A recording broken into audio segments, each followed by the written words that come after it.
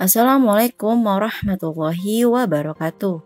Bulan Ramadan adalah bulan yang penuh kemuliaan, bulan yang penuh berkah, bulannya orang Islam berpuasa, bulannya orang banyak melakukan kegiatan ibadah. Namun, tahukah Anda apa saja peristiwa besar dalam sejarah hidup Rasulullah Shallallahu Alaihi Wasallam yang terjadi di bulan Ramadan? Yuk simak terus penjelasannya di dalam video ini ya. Peristiwa penting yang pertama yaitu bulan Ramadan adalah bulan diturunkannya Al-Quran. Saat Rasulullah SAW mencapai usia 40 tahun, Allah Subhanahu wa Ta'ala mengutusnya untuk alam semesta, mengeluarkan mereka dari sesatnya kebodohan menuju terangnya pengetahuan. Tepatnya pada tanggal 17 Ramadan, 13 tahun sebelum Hijriah, Nabi menerima wahyu pertama. Pakar astronomi Syekh Mahmud Basya menuturkan, waktu itu bertepatan dengan awal Februari tahun 610 Masehi. Mendekati masa-masa turunnya wahyu pertama, Rasulullah Shallallahu Alaihi Wasallam sangat sering berhalwat di Gua Hira, menjauh dari manusia dan beribadah khusyuk di sana selama beberapa hari, terkadang 10 hari, terkadang lebih sampai 1 bulan. Ritual ibadah Nabi di Gua Hira mengikuti tata cara yang dipakai kakeknya, Nabi Ibrahim alaihissalam. Di tengah-tengah peribadatannya di Gua Hira, Rasulullah Shallallahu Alaihi Wasallam didatangi sosok yang tidak pernah dikenalnya. Bergembiralah wahai Rasulullah Shallallahu Alaihi Wasallam, aku Jibril, dan engkau adalah utusan Allah Subhanahu Wa Taala untuk umat ini, tutur sosok malaikat itu. Kemudian Jibril menyuruh Nabi membaca. Nabi menjawab tidak bisa. Perintah itu sampai diulang 3 kali oleh Jibril.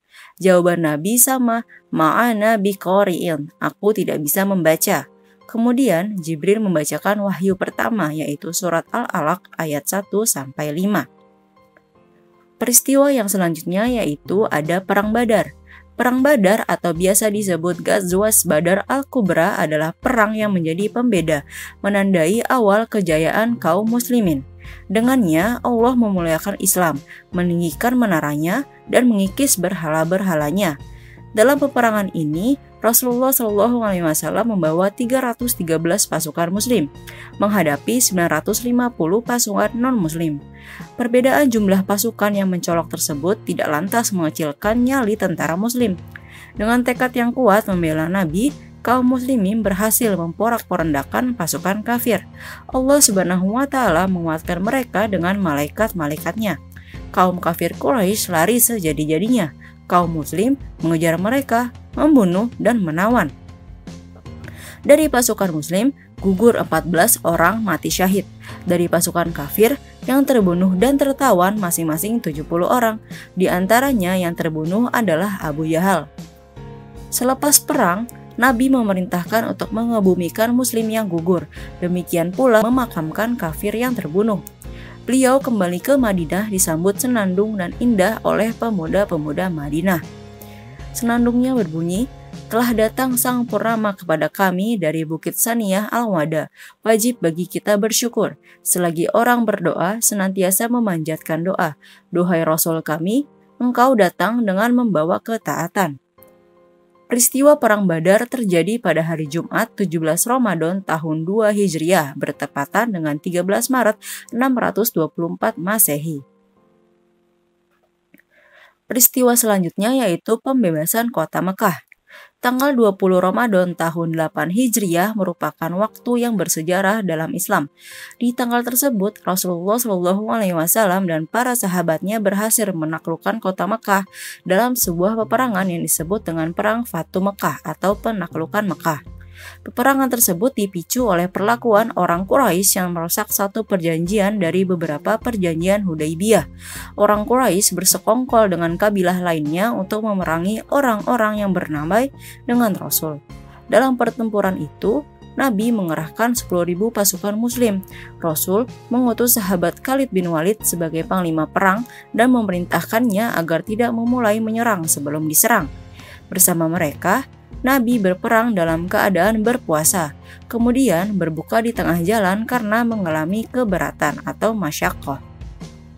Peperangan antara pasukan Nabi dan kafir Quraisy tidak bisa dihindarkan lagi. Pada akhirnya, pasukan Muslim berhasil menaklukkan tentara Quraisy hingga mereka menyerah. Pasca perang itu, Nabi memerintahkan untuk menghancurkan berhala di sekitar Ka'bah yang berjumlah 360 berhala. Selepas itu, kaum muslimin mengumandangkan takbir. Rasulullah Shallallahu Alaihi Wasallam sholat di makam Ibrahim alaihissalam dan meminum air Zam-Zam. Kaum kafir Quraisy yang sudah takluk tidak berdaya harap-harap cemas. Mereka yang dahulu menyakiti, mengusir, dan berencana membunuh Nabi menunggu keputusan beliau memperlakukan mereka. Bisa saja Rasulullah SAW membunuh mereka. Namun dengan belas kasihnya yang luas, beliau memaafkan dan membebaskan mereka. Beliau berkata, "Pergilah kalian bebas," pungkas Rasulullah SAW. Nah, demikianlah beberapa peristiwa penting yang terjadi di bulan Ramadan. Jangan lupa untuk subscribe, komen, like, share, serta nyalakan lonceng notifikasi agar tidak ketinggalan beberapa ilmu pengetahuan terbaru mengenai Islam di channel Saya Islam. Terima kasih. Wassalamualaikum warahmatullahi wabarakatuh.